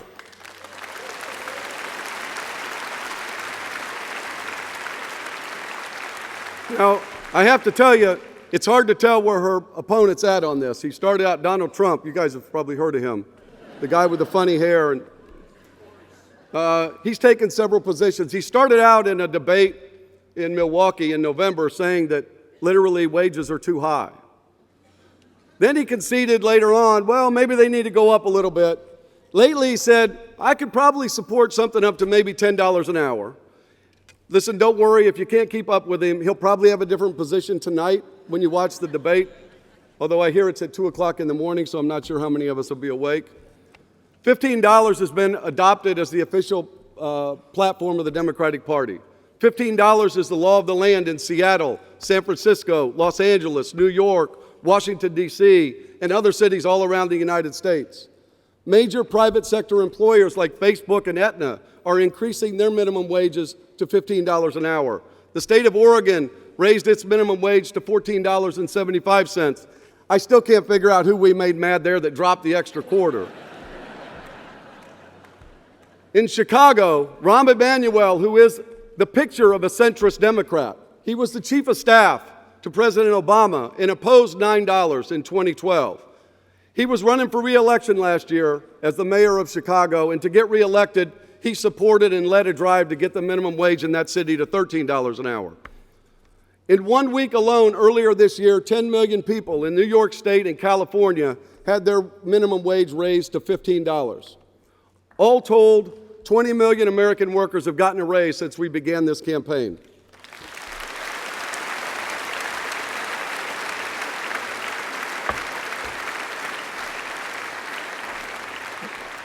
We've also moved the debate. The Washington Post said $15 has gone from almost absurdly ambitious to mainstream in the span of a few years.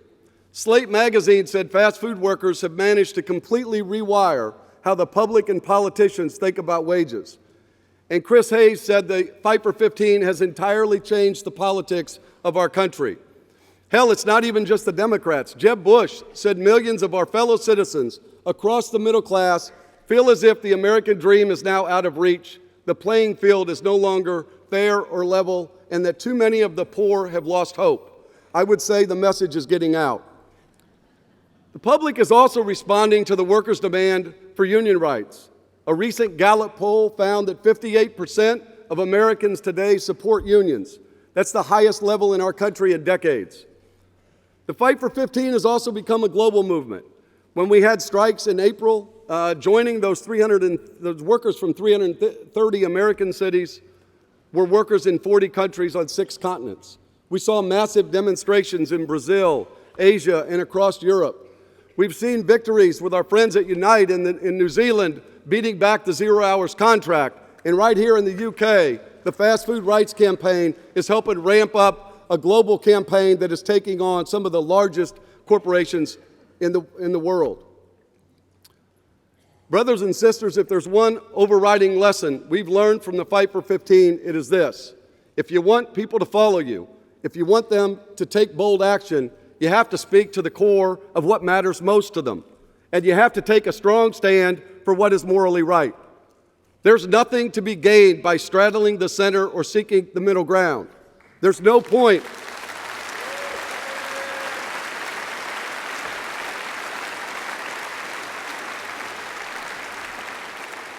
There's no point in trying to ride out the storm or avoid upsetting the apple cart. Let's be clear about this. If the Fight for 15 had never come to be, we would not be talking about a $15 an hour wage now. It's not as though it was naturally going to become the right thing to do, or economists were suddenly going to discover new research that would support it. To be honest, when we decided to put our full support behind the Fight for 15, people really thought we were crazy. Some thought it was too much money. Actually, a whole bunch thought it was too much money.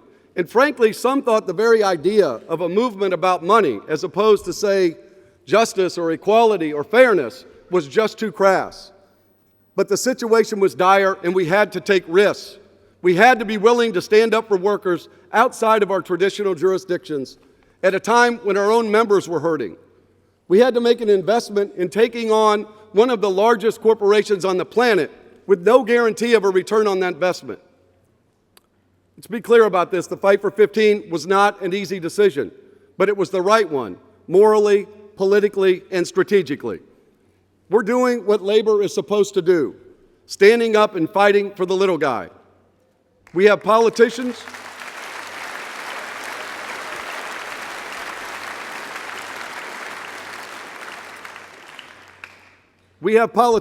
moving toward us, not just on $15 at a union, but on a whole range of issues that matter to our movement, like stopping police killings of black and brown people,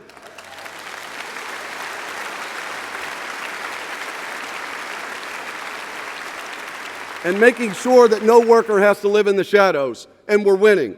I believe we are better positioned than we have been in many decades to restore unions and power in our economy. What's at stake is a better life for our kids and our grandkids. What kind of world we want to leave them. What we do really does matter. Together we can change the world. Let's make history. Thank you.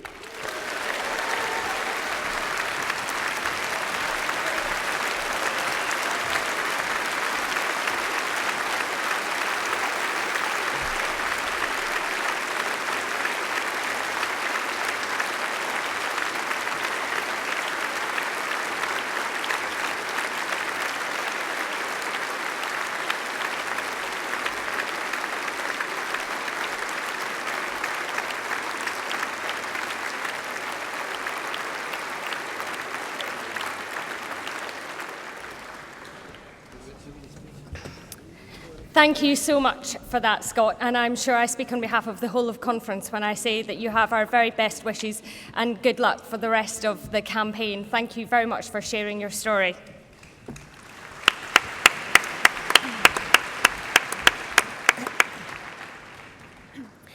Conference, we have one final speaker for today. And I always get emotional about this part of conference. The road back to government is a long one, but no more so than the one faced by our members in Scottish Labour. Those are the comrades facing the coalface. The UK Party has a lot to learn from these people, because they're not just fighting against a Tory government that wants to divide us by class, they're fighting against nationalists who want to divide us by place.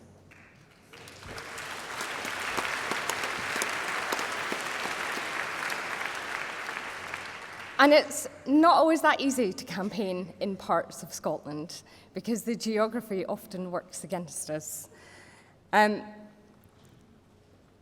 The May's Scottish parliamentary results were a crushing blow for the Scottish Labour Party. But they were not reflective of the efforts that those members put into that campaign. And they were not reflective of the quiet determination of the person who led them. A leader with a 72% mandate by her members. What Kezia Dugdale does every single day is focus on the issues that matter to the people of Scotland, unlike her opponents in the SNP. She's a strong voice for Labour in Holyrood. She has nerves of steel. And if you pass the NEC's recommended rule changes tomorrow, as I very much hope you will, then I know that she will be a strong voice for Scottish Labour on our National Executive Committee as well. Kezia Dugdale.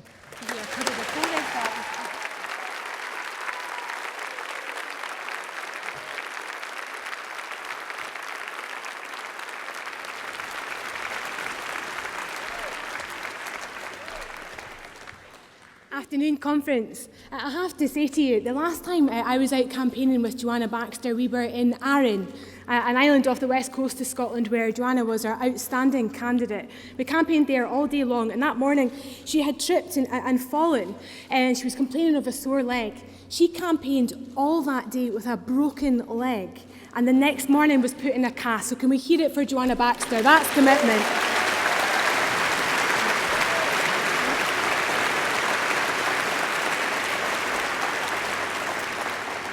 Conference, it's great to be here in Liverpool, in a city with Labour MPs, a Labour Council and a Labour Mayor. And I'm hoping that next year we can celebrate when this city elects Steve Rotherham as Labour's first Metro Mayor for Liverpool.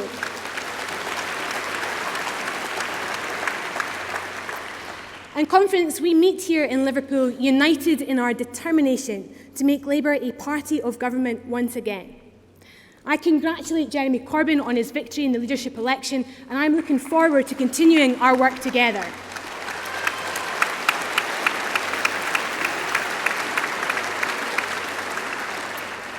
Together we will unite our party in Scotland and across the United Kingdom to deliver the change that we all want to see. Next year we face elections across the United Kingdom, where Labour candidates in Scotland, England and Wales will be standing to protect our local services. The elections in England also mark a new stage in devolution for the United Kingdom. It's long overdue and shouldn't just be the start of a new chapter for the United Kingdom, but for the Labour Party. For too long, our politics and our party has been dominated by what happens in the corner of the city of Westminster. But politics happens everywhere. Not just on the green benches of the House of Commons, it happens in town halls, on street corners, on doorsteps and online. We saw that in the energy unleashed on both sides in the Scottish independence referendum and again during the EU referendum. Conference, the founders of the Labour Party created a party for working people in Parliament and in the country. And for this new age of devolution, our mission should be to build our party in every Parliament, National Assembly and Town Hall in every area of Britain.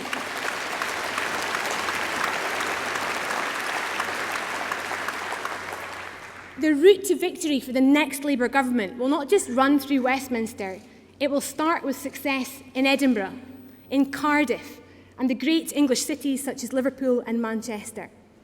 And we will only succeed when we connect to every community in our country and by never forgetting that we should be guided by the views and the voices of the people that we seek to represent. Conference, in just 2.5 short years, politics in Scotland has been turbocharged.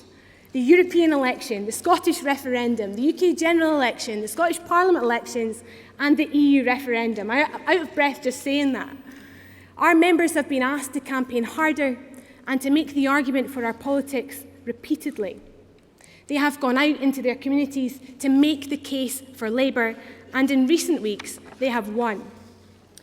Just last week, I campaigned with our activists in Coatbridge, who went on to elect Scottish Labour's newest councillor, Alex McVeigh, in a Labour gain from the SNP.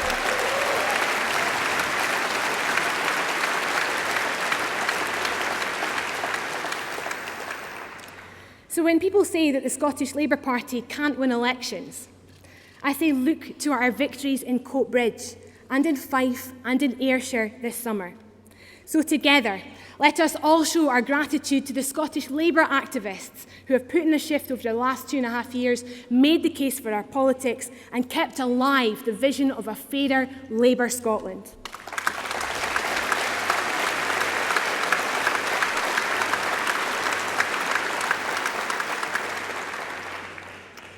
Conference, in May, we put a bold and radical plan for government to people across Scotland. I was criticised for even suggesting that Scottish Labour may have a chance at power. The Tories, they gave up at the first hurdle and chose to run a campaign for opposition instead. And what a campaign it was.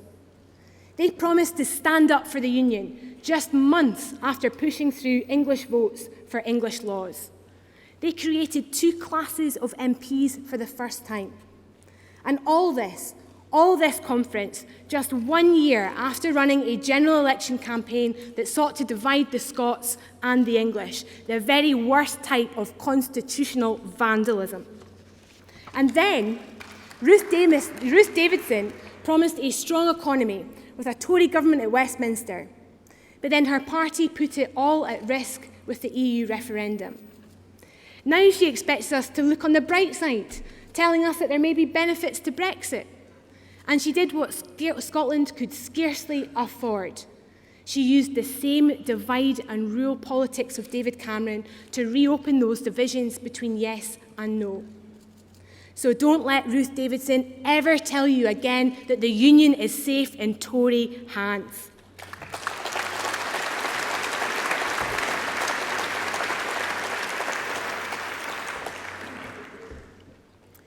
We didn't want to rerun the arguments of the past. We wanted to put Scotland's future first. And our belief at this election was clear, that to meet the challenges we face and to fund our public services, people need to pay their fair share. It's an idea rooted in that simple socialist principle, from each according to his ability to each according to his needs. We put forward a case for progressive taxation, a penny on income tax, and a 50p tax rate for the most well-off. It's still our policy, because with the cuts coming down the track from Holyrood, local government in Scotland is set to lose £1 billion over the course of this Parliament.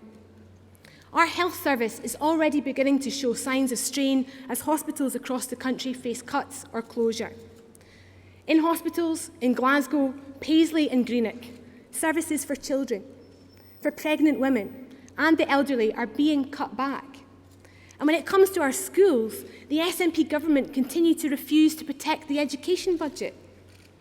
Conference, I accept what Nicola Sturgeon says about these cuts coming from Westminster.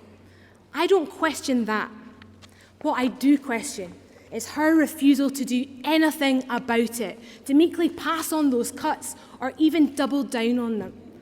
Leadership does not mean marching to London to make your point, but refusing to take the tough decisions when you are at home. It doesn't mean blaming someone else for your problems. And it certainly doesn't mean demanding power and then refusing to act.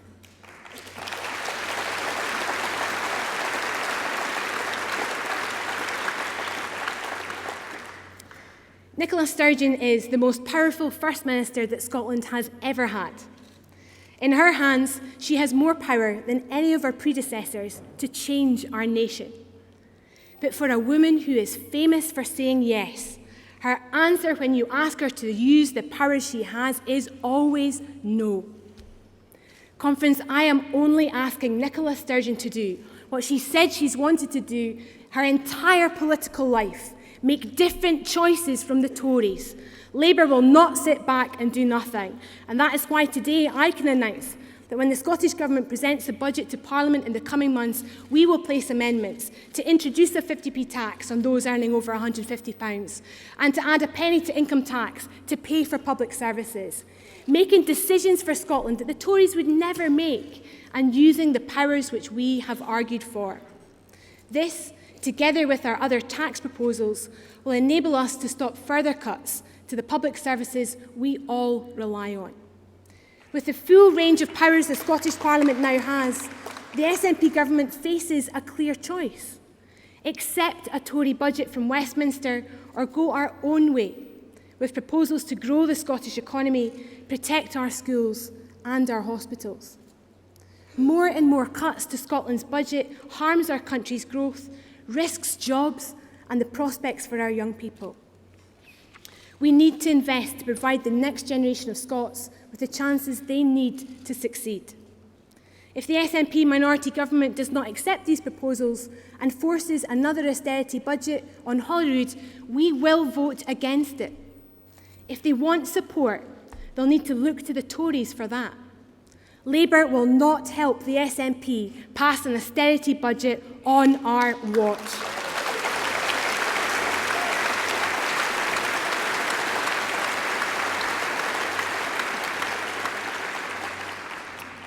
Conference, Labour fought for devolution in the first place so that Scotland could set its own direction inside the United Kingdom. And with Labour, we want the Scottish Government to be a force for change in our land. That is what Labour governments do when they are at their boldest best. We keep our eyes fixed on the future, we embrace modern ideas that will lead to new jobs, and we invest in new technology and keep our country at the leading edge. In 1945, Attlee's government said to the country, "Let us face the future." And Donald Dewar, on the day he opened the Scottish Parliament, said that place was a voice to shape Scotland, a voice for the future. He was right. So many of our country's greatest achievements have been because of Labour governments, and we should be proud of them. They need to inspire us and drive us forward. That means having answers to the challenges of the future and responding to the changes in our economy. But today, the Scottish Parliament debating chamber is more likely to be alive with debates about the Constitution than it is with ideas that will shape the 21st century. It frustrates and angers me that the SNP government clothes itself in progressive language but doesn't match that with action. They said they would abolish the council tax and replace it with a fairer system. Then they got cold feet. In 2015, Nicola Sturgeon told us she supported a 50p tax rate. A year later, when she had the chance to do it in Scotland, she did a U-turn. All of this time, passing on Tory budgets and then doubling the cuts when they're passed on to our communities. Conference, don't be fooled. Do not allow the wool to be pulled over your eyes. A party of the left doesn't choose to do nothing in the face of rising inequality. It doesn't make decisions that deny college places and opportunities to working class people. And it doesn't say it will protect services before the election and then stand back when they are threatened with closure soon after. Conference, here's what a progressive government does.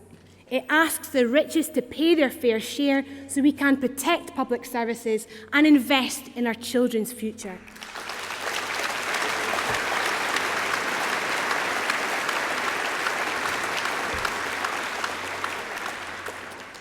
Conference, I do not doubt Nicola Sturgeon's passion for our country. But when the choice is presented between independence or progress, she will always choose independence. Here's what she said just a week ago. Independence transcends the issues of Brexit, of oil, of national wealth and balance sheets. Can you believe it, Conference? As socialists, we know that you need to have an economic strategy to match your politics. But in the face of a £15 billion hole in our public accounts, a gap that would mean savage cuts to our public services, Nicola Sturgeon only has one answer: nationalism.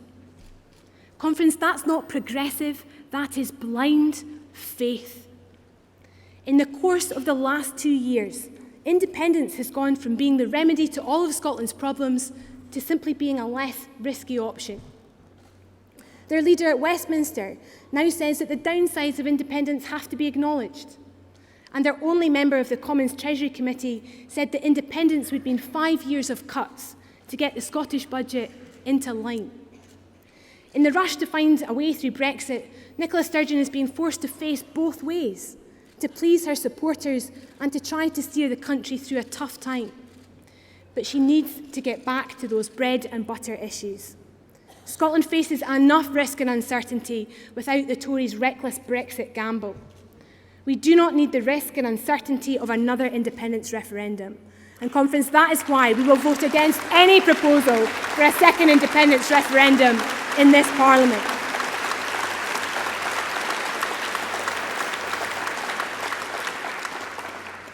As we face negotiations on our membership of the EU and real threats to the future of our public services, we cannot afford our government to take their eye off the ball.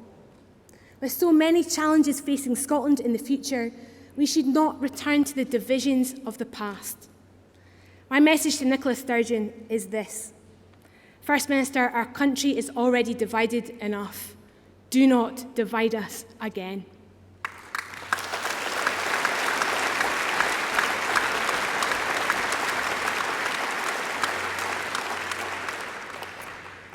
Conference, I'm an optimist. The past few years may have tested my optimism, but I believe in our people and in our Labour politics. We have weathered testing times before, both as a country and as a party. It's because I'm an optimist that I believe we can be better. Politics in Scotland is full of life, but it is also polarised. Our country is divided in a way we can scarcely afford. The challenge to us is to show that our optimistic politics can again change the lives of working people across our country, that we can face the future with hope and spell out the real change we want to see in people's lives, and that we can be a movement, a party and a government again that puts our values into practice. By the strength of our common endeavour, we achieve more than we achieve alone. It's not an empty promise. It's a guide for building a better nation. Conference, here in Liverpool, let us resolve to unite around our values, to rediscover our radical roots and be again what so many people in Scotland and across Britain want us to be, the greatest fighting force for progress that this country has ever known. Thank you.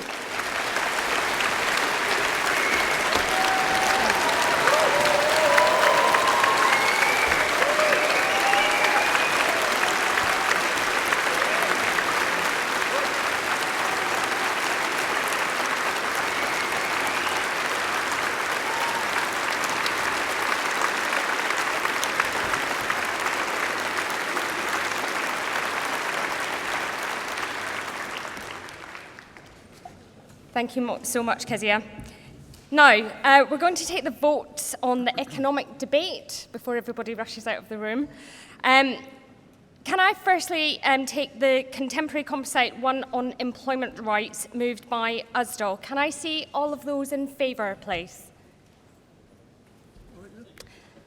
And any against? That's carried.